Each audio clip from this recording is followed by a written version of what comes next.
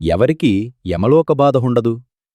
ఏ శంకరస్మరణమాత్ర పవిత్రగాత్ర తాంస్త్యం త్రినేత్రనిలయాన్ యమమాస్మపశ్య తిష్టంతి తేషు గమనం తవ నాస్తి యుక్తం తత్పాపజాలమపి తత్ప్రమిదం వదామి. శివపురాణాల ప్రకారం ఈ క్రింది లక్షణాలు ఉన్నవారి జోరికి వెళ్లవద్దని యమధర్మరాజు తన దూదలకు స్వయంగా ఆదేశించారు. భస్మ, రుద్రాక్షధారణ. శరీరముపై విభూతి, రుద్రాక్షలు ధరించినవారు. శివలింగ పూజ. నిత్యం శివలింగాన్ని భక్తితో ఆరాధించేవారు. క్షేత్ర దర్శనం. కాశీ, శ్రీశైలం, అరుణాచలం, కాళహస్తి వంటి పుణ్యక్షేత్రాలను దర్శించిన లేదా మనస్సులో ధ్యానించేవారు. శివకథా శ్రవణం.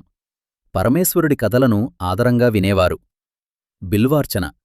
బిల్వదళాలతో శివుని పూజించేవారు మరియు బిల్వవృక్షాన్ని సేవించేవారు. వీరిని యమపాశం పాకలేదు, ఎందుకంటే వీరు సాక్షాత్తు ఆ ముక్కంటికి